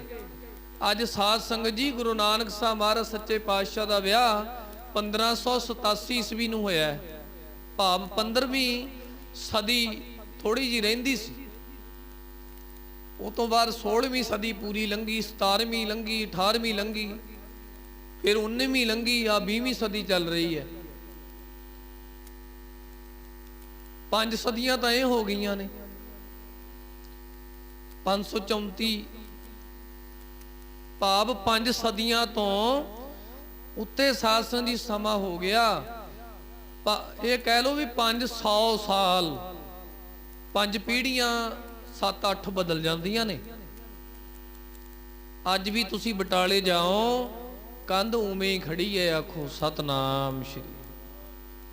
ਜਦੋਂ ਗੁਰੂ ਨਾਨਕ ਸਾਹਿਬ ਬੈਠੇ, ਉਹ ਸਾਧ ਸੰਗਤ ਜੀ ਇੱਕ ਦੂਜੇ ਨਾਲ ਗੱਲਾਂ ਕਰਨ, ਬਹਿ ਤਾਂ ਗਿਆ ਲਾੜਾ, ਪਰ ਜਦੋਂ ਹੀ ਕੰਧ ਡਿੱਗੂਗੀ ਤੇ ਨਾਲ ਦੀ ਨਾਲ ਮਰ ਜੂ। ਸਤਿਗੁਰੂ ਬੈਠੇ ਰਹੇ, ਕੰਧ ਹਿੱਲੀ ਵੀ ਨਹੀਂ। ਸਾਧ ਸੰਗਤ ਜੀ, ਗੁਰੂ ਨਾਨਕ ਸਾਹਿਬ ਮਹਾਰਾਜ ਸੱਚੇ ਪਾਤਸ਼ਾਹ ਜੀ ਦਾ ਇਹ ਮਹਾਨ ਕੌਤਕ ਵਿਖਿਆ। ਜੋ ਚਾਹੁੰਦੇ ਸੀ ਉਹ ਨਾ ਹੋਇਆ। ਇਸ ਤਰ੍ਹਾਂ ਗੁਰੂ ਨਾਨਕ ਸਾਹਿਬ ਜੀ ਨੇ ਉੱਥੇ ਜਾਹਰੀ ਕਲਾ ਵਿਖਾਈ, ਧੰਨ ਗੁਰੂ ਨਾਨਕ ਨੇ ਜਾਹਰੀ ਕਲਾ ਵਿਖਾਈ, ਧੰਨ ਗੁਰੂ ਨਾਨਕ ਨੇ।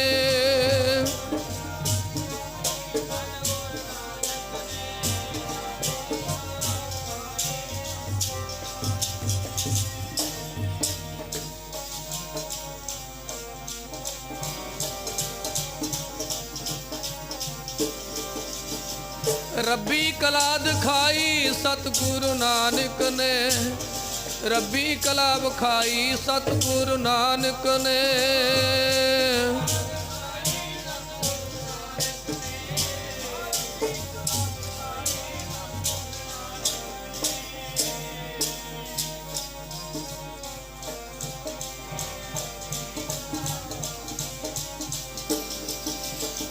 ਜਾਹਰੀ ਕਲਾ ਵਿਖਾਈ ਜੀ, ਜਾਹਰੀ ਕਲਾ ਵਿਖਾਈ ਜੀ।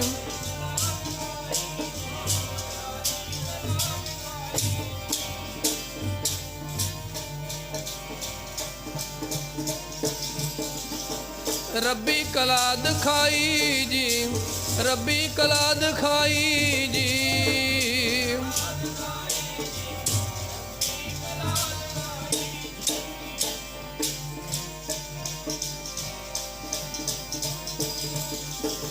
ਰੱਬੀ ਕਲਾ ਦਿਖਾਈ ਸਤਿਗੁਰੂ ਨਾਨਕ ਨੇ, ਜਾਹਰੀ ਕਲਾ ਵਿਖਾਈ ਸਤਿਗੁਰੂ ਨਾਨਕ ਨੇ।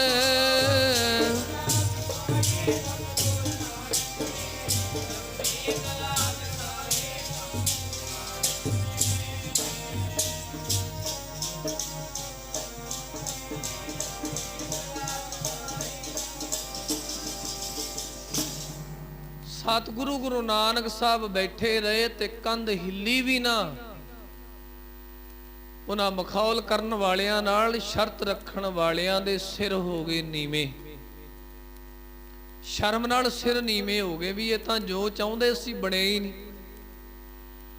ਫਿਰ ਭਾਈ ਮੂਲ ਚੰਦ ਜੀ ਤੱਕ ਜਦੋਂ ਇਹ ਖਬਰ ਗਈ, ਉਹਨੇ ਵੇਖਿਆ ਵੀ ਇਹ ਜਿਹਨੂੰ ਅਸੀਂ ਆਪਣਾ ਜਵਾਈ ਬਣਾਉਣਾ ਹੈ, ਇਹ ਤਾਂ ਕੋਈ ਤਾਕਤ ਵਾਲਾ ਲੱਗਦਾ ਹੈ, ਇਹ ਤਾਂ ਕੋਈ ਬਹੁਤ, ਇਹਦੇ ਵਿੱਚ ਤਾਂ ਸ਼ਕਤੀ ਹੈ। ਫਿਰ ਉਹ ਆ ਕੇ ਸਾਧ ਸੰਗਤ ਜੀ ਪੈਰਾਂ ਤੇ ਡਿੱਗੇ, ਕਹਿੰਦੇ ਜੀ ਅਸੀਂ ਆਪਣੀ ਲੜਕੀ ਦੇਣ ਨੂੰ ਤਿਆਰ ਹਾਂ।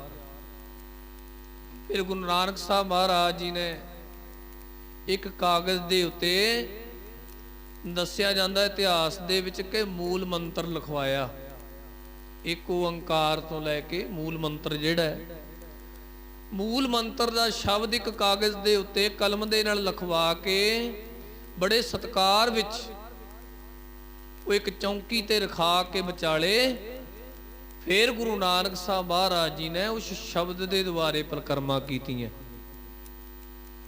ਇਹ ਰੀਤੀ ਉਦੋਂ ਤੋਂ ਚੱਲੀ। ਜਿਹੜੀ ਆਪਾਂ ਚਾਰ ਲਾਵਾਂ ਦੀ ਰੀਤੀ ਹੈ, ਇਹ ਗੁਰੂ ਰਾਮਦਾਸ ਮਹਾਰਾਜ ਨੇ ਤੋਰਿਆ ਸਮਾਂ ਅੱਗੇ। ਚਾਰ ਲਾਵਾਂ ਗੁਰੂ ਰਾਮਦਾਸ ਮਹਾਰਾਜ ਨੇ ਉਚਾਰਨ ਕੀਤੀਆਂ ਸੂਹੀ ਰਾਗ 'ਚ। ਉਹ ਫਿਰ ਚਾਰ ਲਾਵਾਂ ਪੜ੍ਹੀਆਂ ਜਾਂਦੀਆਂ, ਉਸ ਤੋਂ ਬਾਅਦ ਫਿਰ ਚਾਰ ਪਰਿਕਰਮਾ ਗੁਰੂ ਗ੍ਰੰਥ ਸਾਹਿਬ ਨੂੰ ਆਪਾਂ ਕਰਦੇ ਹਾਂ।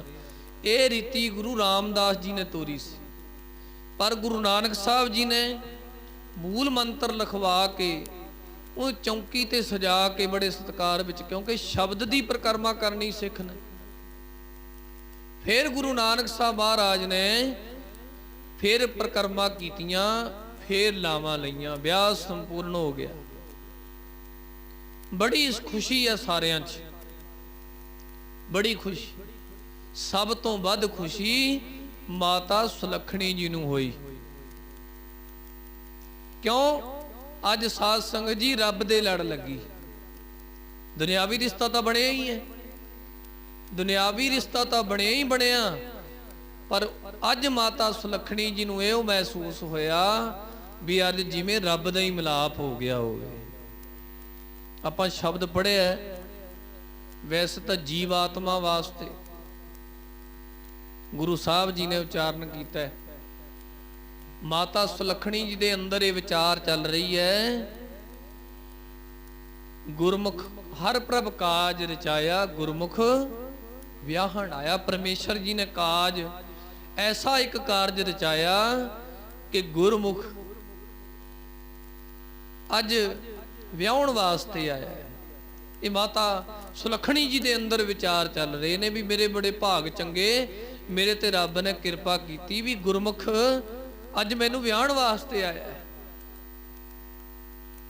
ਸ੍ਰੇਸ਼ਟ ਵਿਅਕਤੀ, ਸ੍ਰੇਸ਼ਟ ਪੁਰਸ਼, ਜਿਹੜਾ ਸਰਬ ਕਲਾ ਸੰਪੂਰਨ ਹੈ, ਜਿਹੜਾ ਆਪ ਨਾਰਾਇਣ ਹੈ, ਆਪ ਰੱਬ ਹੈ। ਫੇ ਜਨ ਜਾਈ ਸੰਤ ਜਨਾ ਮਿਲ ਮੰਗਲ ਗਾਏ, ਹਰ ਜੀਉ ਆਪ ਸਵਾਰੀ ਵਿਆਹਣ ਆਇਆ, ਗੁਰਮੁਖ ਹਰ ਪਾਇਆ ਸਾ ਧਨ ਕੰਤ ਪਿਆਰੀ। ਉਹ ਜੀਵ ਰੂਪ ਇਸਤਰੀ ਪਰਮੇਸ਼ਰ ਨੂੰ ਪਿਆਰੀ ਲੱਗਦੀ, ਕਿਹੜੀ? ਜਿਹੜੀ ਸਾਧ ਸੰਗਤ ਜੀ ਪ੍ਰਭੂ ਜਿਹਨੂੰ ਆਪਣੇ ਨਾਲ ਜੋੜ ਲੈਂਦਾ ਹੈ, ਉਹ ਫਿਰ ਗੁਰੂ ਦੇ ਦੁਆਰਾ ਕਹਿੰਦੇ ਨੇ ਪਿਆਰੀ ਲੱਗਣੀ ਸ਼ੁਰੂ ਹੋ ਜਾਂਦੀ। ਸੰਤ ਜਨਾ ਮਿਲ ਮੰਗਲ ਗਾਏ, ਰੱਬ ਦੇ ਪਿਆਰਿਆਂ ਨੇ ਮੰਗਲ ਗਾਏ। ਇਹ ਕਹਿ ਦਿੱਤਾ ਕਿ ਉਸ ਜੀਵ ਰੂਪ ਇਸਤਰੀ ਦਾ ਜੀਵਨ ਆਪ ਪਰਮੇਸ਼ਰ ਨੇ ਸਵਾਰ ਦਿੱਤਾ। ਕੋਈ ਲੜਕੀ ਸਾਧ ਸੰਗਤ ਜੀ ਚੰਗੇ ਬੰਦੇ ਦੇ ਲੜ ਲੱਗ ਜੇ, ਉਹਦਾ ਜੀਵਨ ਸਵਰਗ ਬਣ ਜਾਂਦਾ ਹੈ। ਆਪਾਂ ਕਹਿੰਦੇ ਨਹੀਂ ਵੀ ਉਹਨਾਂ ਨੂੰ ਬੜਾ ਵਧੀਆ ਜਵਾਈ ਮਿਲਿਆ, ਨਾ ਨਸ਼ੇ ਕਰਦਾ ਹੈ, ਨਾ ਕੋਈ ਐਬ ਹੈ ਉਹਦੇ 'ਚ, ਬੜੇ ਚੰਗੇ ਖਿਆਲਾਂ ਦਾ ਵੀ ਉਹਦੀ ਕੁੜੀ ਦੀ ਤਾਂ ਉਹਦਾ ਤਾਂ ਸਵਰਗ ਬਣ ਗਿਆ। ਤੇ ਜਿਹਨੂੰ ਸ਼ਰਾਬਾਂ ਪੀਣ ਵਾਲਾ ਮਿਲ ਜੇ, ਜਿਹਨੂੰ ਮਾੜਾ ਟੱਕਰ ਜੇ, ਫਿਰ ਕਹਿੰਦੇ ਉਹਦੀ ਕੁੜੀ ਦੀ ਤਾਂ ਉਹਦੀ ਲੜਕੀ ਦਾ ਤਾਂ ਜੀਵਨ ਨਰਕ ਬਣ ਗਿਆ। ਅੱਜ ਮਾਤਾ ਸੁਲੱਖਣੀ ਨੂੰ ਇਉਂ ਲੱਗਿਆ ਵੀ ਮੇਰੇ ਭਾਗ ਜਾਗ ਪਏ, ਇਉਂ ਲੱਗਿਆ ਵੀ ਮੈਨੂੰ ਪਰਮੇਸ਼ਰ ਨੇ ਅੱਜ ਸਵਾਰ ਹੀ ਦਿੱਤਾ, ਪੂਰੀ ਬਣਾਤਾ, ਸੁਹਾਗਣੀ ਬਣਾਤਾ। ਕਿਉਂ? ਮੈਂ ਅੱਜ ਇੱਕ ਐਸੇ ਪਤੀ ਦੇ ਲੜ ਲੱਗੀ ਆ ਜਿਹੜਾ ਸੰਪੂਰਨ ਹੈ ਸਾਰੇ ਪਾਸੇ, ਜਿਹਦਾ ਆਪਣਾ ਹੀ ਜੀਵਨ ਨਹੀਂ, ਜਿਹੜਾ ਹੋਰਨਾਂ ਦੇ ਜੀਵਨ ਬਣਾਉਣ ਵਾਲਾ ਵੀ ਹੈ। ਪਤਾ ਲੱਗ ਜਾਂਦਾ। ਇਸ ਤਰ੍ਹਾਂ ਮਹਿਸੂਸ ਹੋਇਆ। ਕਹਿੰਦੇ ਸੁਰ ਨਰ ਗਣ ਗੰਧਰਵ ਮਿਲ ਆਏ। ਸੁਰ ਕਹਿੰਦੇ ਨੇ ਦੇਵਤਿਆਂ ਨੂੰ, ਰੱਬ ਦਾ ਵਿਆਹ ਹੋਇਆ ਹੋਵੇ, ਪਰਮੇਸ਼ਰ ਦਾ ਵਿਆਹ ਹੋਇਆ ਹੋਵੇ, ਉੱਥੇ ਦੇਵਤੇ ਨਾ ਹੋਣ। ਸੁਰ ਨਰ ਕਹਿੰਦੇ ਦੇਵਤੇ, ਦੇਵੀ ਸੁਭਾਅ ਵਾਲੇ ਪੁਰਸ਼ ਆਏ ਗੁਰੂ ਨਾਨਕ ਸਾਹਿਬ ਦੇ ਸਿੱਖ। ਗਣ ਗੰਧਰਵ ਆਏ। ਕਹਿੰਦੇ ਨੇ ਗੰਧਰਵ ਗਣ ਕਹਿੰਦੇ ਨੇ ਸ਼ਿਵ ਜੀ ਦੇ ਉਪਾਸਕਾਂ ਨੂੰ, ਗੰਧਰਵ ਦੇਵਤਿਆਂ ਦੇ ਰਾਗੀ। ਆਪਾਂ ਜਦੋਂ ਆਨੰਦ ਸਾਹਿਬ ਪੜ੍ਹਦੇ ਆਂ, ਰਾਗ ਰਤਨ ਪਰਵਾਰ ਪਰੀਆਂ, ਸ਼ਬਦ ਗਾਵਣੇ ਆਈਆਂ। ਕਹਿੰਦੇ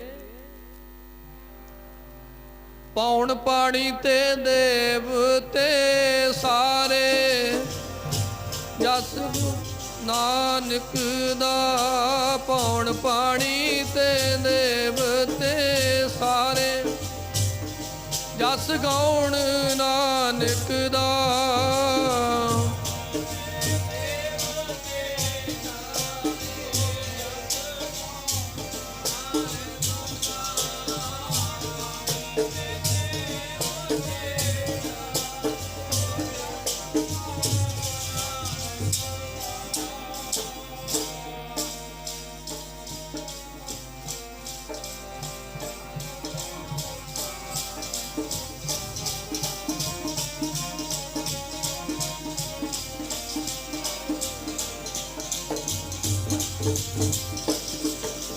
ਪੌਣ ਪਾਣੀ ਦੇ ਦੇਵਤੇ ਸਾਰੇ, ਹਾਂਜੀ ਦੇਵਤੇ ਸਾਰੇ, ਜਸ ਗਾਉਂਦੇ ਗੁਰੂ ਨਾਨਕ ਦਾ। ਪੌਣ ਪਾਣੀ ਤੇ ਦੇਵਤੇ ਸਾਰੇ, ਜਸ ਗਾਉਂਦੇ ਗੁਰੂ ਨਾਨਕ ਦਾ।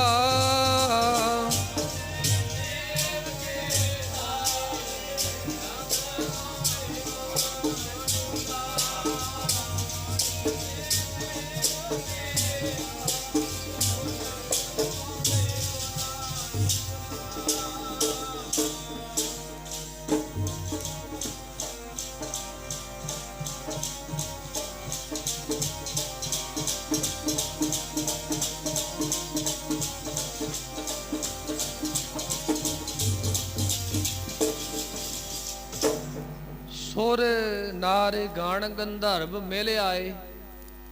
ਇਉਂ ਪ੍ਰਤੀਤ ਹੋ ਰਿਹਾ ਵੀ ਦੇਵਤੇ,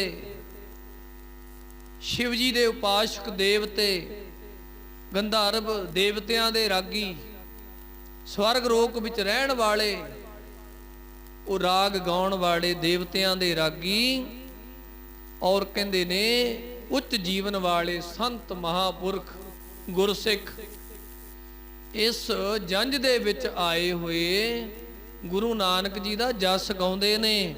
ਅੱਗੇ ਗੁਰੂ ਸਾਹਿਬ ਜੀ ਦਾ ਬਚਨ ਕਹਿੰਦੇ ਅਪੂਰਬ ਜੰਝ ਬਣਾਈ। ਅਪੂਰਬ ਤੋਂ ਭਾਵ ਜਿਹੜੀ ਪਹਿਲਾਂ ਕਦੇ ਵੇਖੀ ਨਹੀਂ, ਐਸੀ ਜੰਝ ਗੁਰੂ ਨਾਨਕ ਦੀ ਆਈ ਜਿਹੜੀ ਕਦੇ ਦੁਨੀਆ ਵਿੱਚ ਵੇਖਣ ਨੂੰ ਨਹੀਂ ਮਿਲੀ। ਐਸਾ ਵਿਆਹ ਦੁਨੀਆ 'ਚ ਕਦੇ ਹੋਇਆ ਨਹੀਂ। ਤੇ ਮਾਤਾ ਸੁਲੱਖਣੀ ਦੇ ਅੰਦਰ ਇਹ ਵਿਚਾਰ ਚੱਲ ਰਹੇ ਨੇ, ਨਾਨਕ ਪ੍ਰਭ ਮਾ ਪਾਇਆ ਮੈਂ ਸਾਚਾ। ਅੱਜ ਅੰਦਰ ਆਤਮੇ ਮਾਤਾ ਸੁਲੱਖਣੀ ਜੀ ਜਿਨ੍ਹਾਂ ਦਾ ਵਿਆਹ ਗੁਰੂ ਨਾਨਕ ਨਾਲ ਹੋਇਆ, ਮਨ ਵਿੱਚ ਇੰਨੀ ਖੁਸ਼ੀ, ਮਨ 'ਚ ਇੰਨਾ ਖੇੜਾ ਵੀ ਅੱਜ ਮੇਰਾ ਜੀਵਨ ਸੰਪੂਰਨ ਬਣ ਗਿਆ, ਅੱਜ ਮੇਰਾ ਜੀਵਨ ਪੂਰਾ ਹੋ ਗਿਆ, ਮੇਰਾ ਜੀਵਨ ਅਧੂਰਾ ਨਹੀਂ ਰਿਹਾ। ਐਸੀ ਅੰਦਰ ਸਾਧ ਸੰਗਤ ਜੀ ਖੁਸ਼ੀ, ਐਸਾ ਅੰਦਰ ਖੇੜਾ ਮਾਤਾ ਸੁਲੱਖਣੀ ਦੇ ਬਣਿਆ। ਅੰਦਰੋਂ ਇਹ ਆਵਾਜ਼ਾਂ ਨਿਕਲ ਰਹੀਆਂ, ਨਾਨਕ ਪ੍ਰਭ ਪਾਇਆ ਮੈਂ ਸਾਚਾ। ਕਿ ਮੈਂ ਇਉਂ ਸਮਝ ਲਓ ਵੀ ਸੱਚਾ ਪ੍ਰਭੂ ਮੈਂ ਅੱਜ ਪ੍ਰਾਪਤ ਕਰ ਲਿਆ। ਕਿਹੋ ਜਿਹਾ ਪ੍ਰਭੂ ਪ੍ਰਾਪਤ ਕੀਤਾ, ਨਾ ਕਦੇ ਮਰੇ ਨਾ ਜਾਈ, ਜਿਹੜਾ ਸਾਰੇ ਕਾਲਾਂ ਵਿੱਚ ਰਹਿਣ ਵਾਲਾ ਹੈ। ਦੁਨੀਆ ਖਤਮ ਹੋ ਜੂ ਪਰ ਗੁਰੂ ਨਾਨਕ ਨਹੀਂ ਖਤਮ ਹੁੰਦਾ। ਆਖੋ ਸਤਨਾਮ ਸ਼੍ਰੀ। ਗੁਰੂ ਨਾਨਕ ਤੇ ਖਤਮ ਹੋਣ ਵਾਲੀ ਚੀਜ਼ ਹੈ। ਗੁਰੂ ਨਾਨਕ ਸਾਹਿਬ ਸੱਚੇ ਪਾਤਸ਼ਾਹ ਜੀ ਤਾਂ ਆਦਿ ਤੋਂ ਲੈ ਕੇ ਅੰਤ ਤੱਕ ਨੇ। ਗੁਰੂ ਨਾਨਕ ਸਾਹਿਬ ਜੀ ਦਾ ਨਾਂ ਨਹੀਂ ਦੁਨੀਆ ਤੋਂ ਜਾ ਸਕਦਾ। ਮਾਤਾ ਸੁਲੱਖਣੀ ਜੀ ਕਹਿੰਦੇ ਮੈਂ ਐਸਾ ਵਰ ਪ੍ਰਾਪਤ ਕੀਤਾ ਜਿਹੜਾ ਰਹਿੰਦੀ ਦੁਨੀਆ ਤੱਕ ਰਵੇਗਾ, ਨਾ ਕਦੇ ਮਰੇ ਨਾ ਜਾਈ। ਐਸੇ ਵਰਨ ਨੂੰ ਪੈ ਪ੍ਰਾਪਤ ਕੀਤਾ ਹੈ। ਬੜੀ ਖੁਸ਼ੀ ਮਾਤਾ ਸੁਲੱਖਣੀ ਜੀ ਦੇ ਅੰਦਰ ਹੈ। ਸਾਧ ਸੰਗਤ ਜੀ, ਗੁਰੂ ਨਾਨਕ ਸਾਹਿਬ ਜੀ ਦਾ ਵਿਆਹ ਪੁਰਬ ਸੰਪੰਨ ਹੋਇਆ। 3 ਦਿਨ ਬਰਾਤ ਰਹੀ, 3 ਦਿਨ ਜੰਝ ਰਹੀ। ਤੀਸਰੇ ਦਿਨ ਤੋਂ ਬਾਅਦ ਫਿਰ ਸਾਧ ਸੰਗਤ ਜੀ ਵਾਪਸ ਮੁੜੇ ਸੁਲਤਾਨਪੁਰ ਲੋਧੀ ਨੂੰ। ਇਹ ਗੁਰੂ ਨਾਨਕ ਸਾਹਿਬ ਮਹਾਰਾਜ ਜੀ ਦਾ ਵਿਆਹ ਪੁਰਬ ਸੰਪੂਰਨ ਹੋਇਆ। ਬੜਾ ਅਨੋਖਾ ਵਿਆਹ ਸੀ। ਗੁਰੂ ਨਾਨਕ ਸਾਹਿਬ ਜੀ ਨੇ ਮਰਿਆਦਾ ਮੁੱਖ ਰੱਖੀ ਔਰ ਸ਼ਬਦ ਦੇ ਲੜ ਲੱਗਣ ਦੀ ਤਾਕੀਦ ਗੁਰੂ ਸਾਹਿਬ ਨੇ ਸਾਨੂੰ ਕੀਤੀ ਹੈ ਵੀ ਕਾਰਜ ਜਿਹੜਾ ਹੈ ਉਹ ਸ਼ਬਦ ਨਾਲ ਹੀ ਕੀਤਾ ਜਾਣਾ ਚਾਹੀਦਾ। ਫਿਰ ਮਹਾਰਾਜ ਨੇ ਉਸ ਵੇਲੇ ਦੀਆਂ ਭਰਮ ਵਿੱਚ ਪਈਆਂ ਹੋਈਆਂ ਮਨੌਤਾਂ ਦਾ ਖੰਡਨ ਕੀਤਾ। ਕਿੰਨਾ ਕੁਛ ਗੁਰੂ ਨਾਨਕ ਸਾਹਿਬ ਜੀ ਨੇ ਸਾਨੂੰ ਸਿਖਾਇਆ ਹੈ। ਅੱਜ ਵੀ ਗੁਰੂ ਸਾਹਿਬ ਜੀ ਦਾ ਵਿਆਹ ਪੁਰਬ, ਜਿੱਥੇ ਸ਼੍ਰੀ ਕੰਧ ਸਾਹਿਬ ਨਾਮ ਹੈ ਗੁਰਦੁਆਰਾ ਸਾਹਿਬ ਦਾ, ਬਟਾਲਾ ਗੁਰਦਾਸਪੁਰ ਜ਼ਿਲ੍ਹੇ 'ਚ ਪੈਂਦਾ ਹੈ। ਬਟਾਲਾ ਨਗਰ ਦਾ ਨਾਮ ਹੈ ਤੇ ਗੁਰਦੁਆਰਾ ਸਾਹਿਬ ਦਾ ਨਾਮ ਹੈ ਗੁਰਦੁਆਰਾ ਕੰਧ ਸਾਹਿਬ, ਜਿਹੜੀ ਕੰਧ ਦੇ ਉਹਲੇ ਮਹਾਰਾਜ ਬੈਠੇ ਸੀ। ਸੋ ਜਿੱਥੇ ਉੱਥੇ ਬੜੀ ਧੂਮ-ਧਾਮ ਦੇ ਨਾਲ ਮਹਾਰਾਜ ਜੀ ਦਾ ਇਹ ਪੁਰਬ ਅੱਜ ਸੰਗਤਾਂ ਮਨਾ ਰਹੀਆਂ ਨੇ, ਉੱਥੇ ਦੀਨ ਦੁਨੀਆ ਵਿੱਚ ਹਰ ਪਾਸੇ ਜਿੱਥੇ ਗੁਰੂ ਨਾਨਕ ਸਾਹਿਬ ਜੀ ਦਾ ਪਿਆਰ ਵਾਲਾ ਸਿੱਖ ਬੈਠਾ ਹੈ, ਹਰ ਪਾਸੇ ਇਹ ਦਿਹਾੜਾ ਬੜੀ ਧੂਮ-ਧਾਮ ਨਾਲ ਮਨਾਇਆ ਗਿਆ। ਆਪਾਂ ਨੂੰ ਵੀ ਮੌਕਾ ਮਿਲ ਗਿਆ। ਨਾ ਆਪਾਂ ਕੰਧ ਸਾਹਿਬ ਜਾ ਸਕੇ, ਨਾ ਆਪਾਂ ਹੋਰ ਕਿਤੇ ਸਮਾਗਮ 'ਚ ਜਾ ਸਕੇ, ਆਪਾਂ ਆਪਣੇ ਘਰ 'ਚ ਹੀ ਬਹਿ ਕੇ ਮਨਾ ਲਿਆ। ਕੀ ਗੁਰੂ ਨਾਨਕ ਦੇ ਚਰਨਾਂ 'ਚ ਸਾਡੀ ਹਾਜ਼ਰੀ ਨਹੀਂ ਲੱਗੀ ਹੋਏਗੀ? ਭਾਵੇਂ ਅਸੀਂ ਉਹਨਾਂ ਦੇ ਉਸ ਸਥਾਨ ਤੇ ਨਹੀਂ ਗਏ, ਪਰ ਜੇ ਅੱਜ ਮਨ ਕਰਕੇ ਉਸ ਪੁਰਬ ਦੇ ਸੰਬੰਧ ਵਿੱਚ ਆਪਾਂ ਹਾਜ਼ਰੀ ਭਰੀ ਹੈ, ਸਮਝ ਲਓ ਆਪਾਂ ਬਟਾਲੇ ਨਗਰ 'ਚ ਹੀ ਬੈਠੇ ਆ। ਆਪਾਂ ਗੁਰਦੁਆਰਾ ਕੰਧ ਸਾਹਿਬ 'ਚ ਹਾਜ਼ਰੀ ਭਰ ਰਹੇ ਹਾਂ, ਕਿਉਂਕਿ ਹਾਜ਼ਰੀ ਮਨ ਦੀ ਲੱਗਦੀ ਹੈ। ਆਪਾਂ ਨੇ ਹਾਜ਼ਰੀ ਭਰੀ, ਗੁਰੂ ਨਾਨਕ ਸਾਹਿਬ ਜੀ ਦੇ ਚਰਨਾਂ 'ਚ ਕਬੂਲ ਹੋਵੇ। ਅਰਦਾਸ ਬੇਨਤੀ ਕਰਨੀ ਸਾਰੀਆਂ ਸੰਗਤਾਂ ਨੂੰ, ਗੁਰੂ ਨਾਨਕ ਸਾਹਿਬ ਜੀ ਦੇ ਇਸ ਪੁਰਬ ਦੀ, ਵਿਆਹ ਪੁਰਬ ਦੀ ਲੱਖ ਲੱਖ ਵਧਾਈ ਹੋਵੇ। ਗੁਰੂ ਨਾਨਕ ਸਾਹਿਬ ਸਾਡੇ ਘਰਾਂ ਵਿੱਚ ਖੁਸ਼ੀਆਂ ਖੇੜੇ ਲਿਆਉਣ, ਇਹੀ ਅਰਦਾਸ ਬੇਨਤੀ ਗੁਰੂ ਚਰਨਾਂ ਵਿੱਚ ਆਪਾਂ ਨੇ ਕਰਨੀ ਹੈ। ਔਰ ਬੇਨਤੀ ਕਰਨੀ, ਗੁਰੂ ਨਾਨਕ ਸਾਹਿਬ ਜੀ ਸਾਨੂੰ ਵੀ ਸਦਾ ਵਾਸਤੇ ਆਪਣੇ ਚਰਨਾਂ ਨਾਲ ਜੋੜ ਲਾਓ, ਸਾਡਾ ਜੀਵਨ ਵੀ ਸੰਪੂਰਨ ਹੋ ਜਾਵੇ। ਜਿਵੇਂ ਮਾਤਾ ਸੁਲੱਖਣੀ ਜੀ ਨੇ ਇਹ ਸਾਧ ਸੰਗਤ ਜੀ ਬੇਨਤੀ ਕੀਤੀ ਔਰ ਉਹਨਾਂ ਨੂੰ ਸੰਪੂਰਨ ਵਰ ਪ੍ਰਾਪਤ ਹੋਇਆ। ਆਓ ਅਸੀਂ ਵੀ ਗੁਰੂ ਚਰਨਾਂ 'ਚ, ਸੱਚੇ ਪਾਤਸ਼ਾਹ ਸਾਡੀ ਜੀਵ ਆਤਮਾ ਤੁਹਾਡੇ ਨਾਲ ਸਦਾ ਵਾਸਤੇ ਵਿਆਹੀ ਜਾਵੇ, ਅਸੀਂ ਵੀ ਸੰਪੂਰਨ ਹੋ ਜਾਈਏ ਆਪ ਜੀ ਦੇ ਲੜ ਲੱਗ ਕੇ। ਇਹ ਬੇਨਤੀ ਆਪਾਂ ਰਲ ਮਿਲ ਕੇ ਸਾਰਿਆਂ ਨੇ ਕਰਨੀ। ਨਾਲ ਦੀ ਨਾਲ ਭੋਗ ਦਾ ਸ਼ਲੋਕ ਪੜ੍ਹ ਕੇ ਅਰਦਾਸ ਵਿੱਚ ਸ਼ਾਮਲ ਹੋ ਕੇ ਫਿਰ ਗੁਰੂ ਸਾਹਿਬ ਤੋਂ ਆਗਿਆ ਆਪਾਂ ਸਾਰਿਆਂ ਨੇ ਲੈਣੀ ਹੈ। ਬੇਅੰਤ ਪ੍ਰਕਾਰ ਦੀਆਂ ਭੁੱਲਾਂ ਵਿਚਾਰਾਂ ਕਰਦਿਆਂ ਹੋ ਜਾਂਦੀਆਂ ਹਨ। ਸੋ ਅੱਜ ਮਨ 'ਚ ਆਇਆ ਵੀ ਮਹਾਰਾਜ ਜੀ ਦਾ ਵਿਆਹ ਪੁਰਬ ਹੈ, ਸੋ ਵੀ ਉਸ ਸੰਬੰਧ ਵਿੱਚ ਆਪਾਂ ਵਿਚਾਰਾਂ ਕਰੀਏ। ਗੁਰੂ ਸਾਹਿਬ ਜੀ ਨੇ ਆਪ ਬਖਸ਼ਿਸ਼ ਕਰਕੇ ਆਪਾਂ ਸਾਰਿਆਂ ਨੂੰ ਸਮਾਂ ਬਖਸ਼ਿਆ ਹੈ, ਲਾਹਾ ਪ੍ਰਾਪਤ ਕੀਤਾ ਹੈ। ਨਾ ਕਦੇ ਮਰੇ ਨਾ ਜਾਏ, ਨਾਨਕ ਪ੍ਰਭ ਪਾਇਆ ਮੈਂ ਸਾਚਾ। ਨਾ ਕਦੇ ਮਰੇ ਨਾ ਜਾਈ, ਨਾਨਕ ਪ੍ਰਭ ਪਾਇਆ ਮੈਂ ਸਾਚਾ।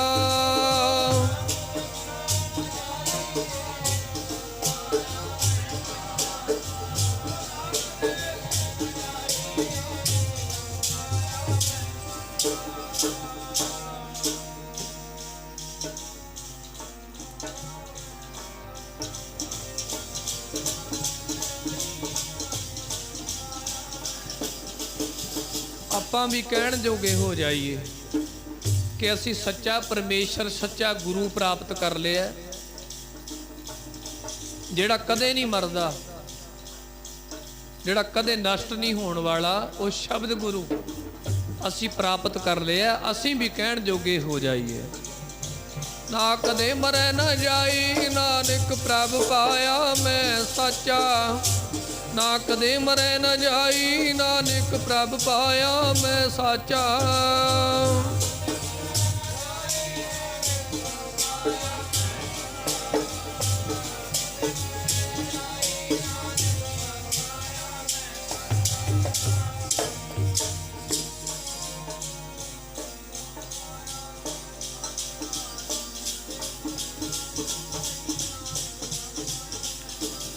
ਮਾਤਾ ਸੁਲੱਖਣੀ ਜੀ ਅੱਜ ਕਹਿ ਰਹੇ ਨੇ, ਜਦੋਂ ਗੁਰੂ ਨਾਨਕ ਸਾਹਿਬ ਜੀ ਦੇ ਲੜ ਲੱਗ ਗਏ, ਵਿਆਹ ਹੋ ਗਿਆ, ਆਪਣੇ ਮਨ ਦੀ ਅੰਦਰ ਦੀ ਇਹ ਅਵਸਥਾ ਨੂੰ ਦੱਸ ਰਹੇ ਵੀ ਮੈਂ ਰੱਬ ਮਿਲ ਗਿਆ ਅੱਜ। ਸਾਨੂੰ ਸਮਝਾ ਰਹੇ ਮਾਤਾ ਸੁਲੱਖਣੀ ਜੀ, ਐ ਗੁਰਸਿੱਖੋ ਤੁਸੀਂ ਵੀ ਕਹਿਣ ਜੋਗੇ ਹੋ ਜਾਓ। ਪ੍ਰਭ ਪਾਇਆ ਮੈਂ ਸਾਚਾ, ਨਾਨਕ ਪ੍ਰਭ ਪਾਇਆ ਮੈਂ। ਪ੍ਰਭ ਪਾਇਆ ਮੈਂ ਸਾਚਾ, ਨਾਨਕ ਪ੍ਰਭ ਪਾਇਆ ਮੈਂ ਸਾਚਾ।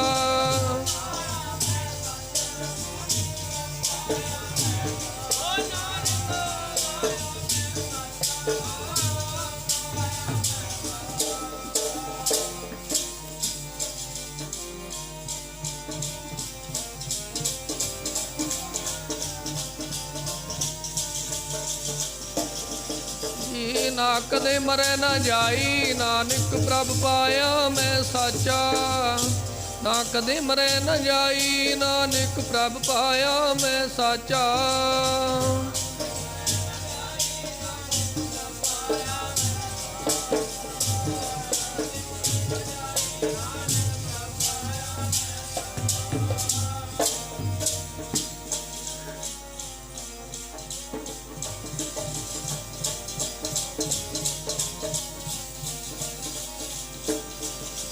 ਸੁਰ ਨਰ ਗਣ ਗੰਧਰਵ ਮਿਲ ਆਏ, ਅਪੂਰਬ ਜੰਜ। ਨਾਨਕਾ ਪਾਇਆ ਮੈਂ ਸਾਚਾ, ਨਾ ਕਦੇ ਮਰੇ ਨਾ ਜਾਈ। ਸਿੱਖੋ ਸ਼ਬਦ ਪਿਆਰੇ ਹੋ, ਜਨਮ ਮਰਨ ਕੀ ਟੇਕ। ਮੁਖੀ ਉਜਲ ਨਾਨਕ ਸੁਖੀ, ਨਾਨਕ ਸਿਮਰਤ ਏਕ। ਪਵਨ ਗੁਰੂ ਪਾਣੀ, ਪਿਤਾ ਮਾਤਾ ਧਰਤ ਮਹਤ।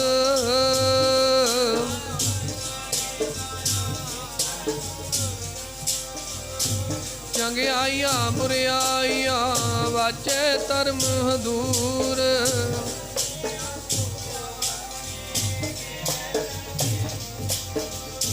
ਜਿਨੀ ਨਾਮ ਧਿਆਇਆ, ਗਏ ਮਸਕਤ ਕਾਲ।